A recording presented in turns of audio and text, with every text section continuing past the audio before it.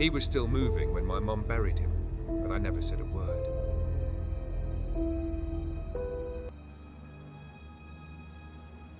My mother says we came here for the silence.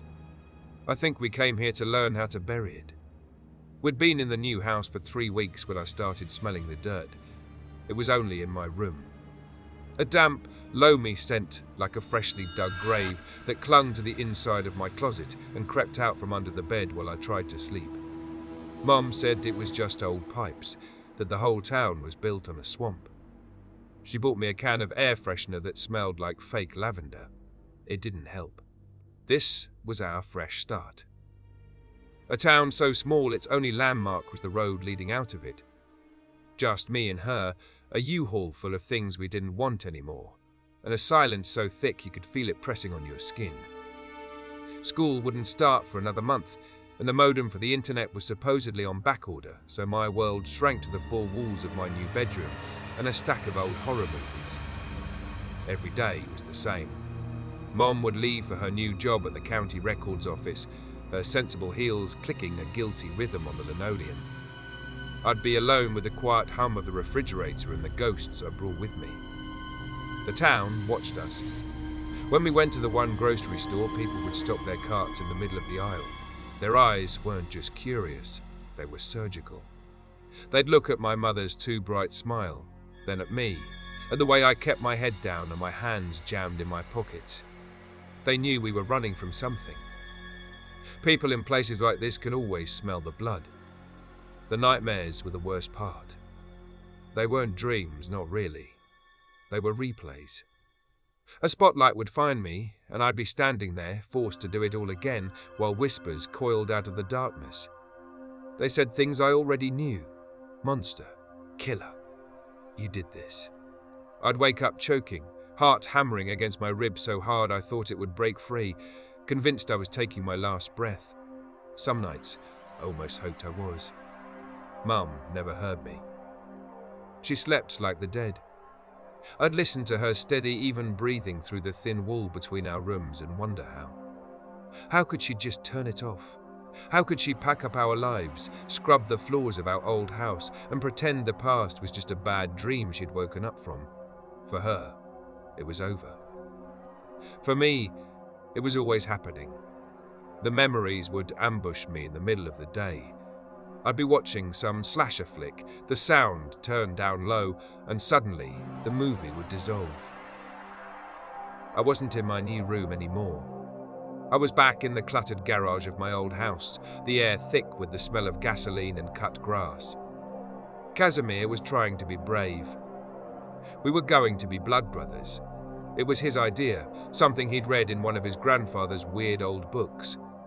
A drop of blood from each of us pressed together on a piece of parchment, bonded for life, an unbreakable pact.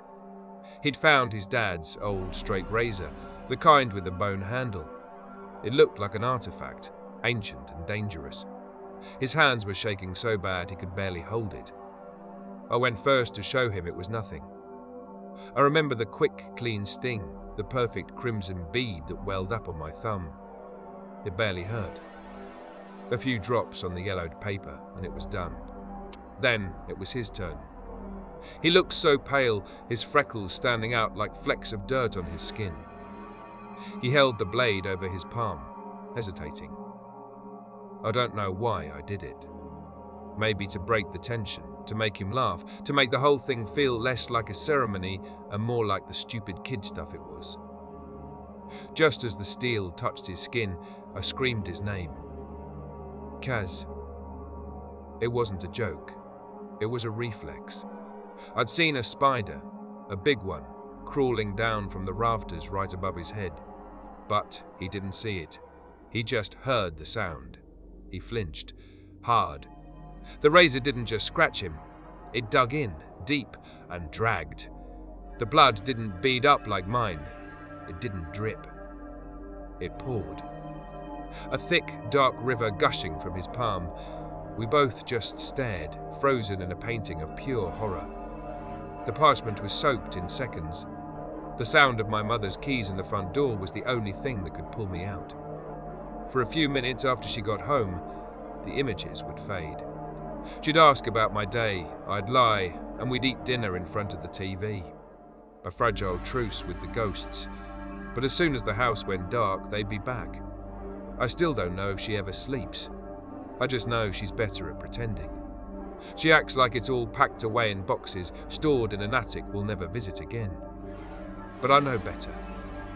Sometimes I think I'm going to wake up and the police will be crashing through the door, dragging me out of bed and into the sharp morning light.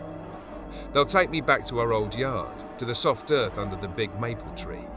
The ground will be torn open, and they'll make me look.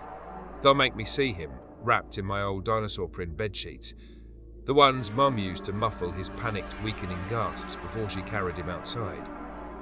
That day has never come. I don't think it ever will. But the replay in my head never stops. Every single night, I'm back in that yard. The air is cold. The shovel is heavy in my mother's hands.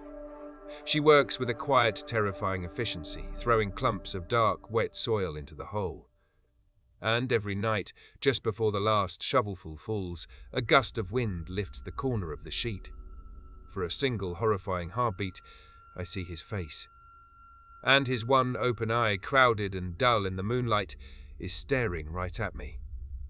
Then my mother throws the last of the dirt, and I say nothing. Again,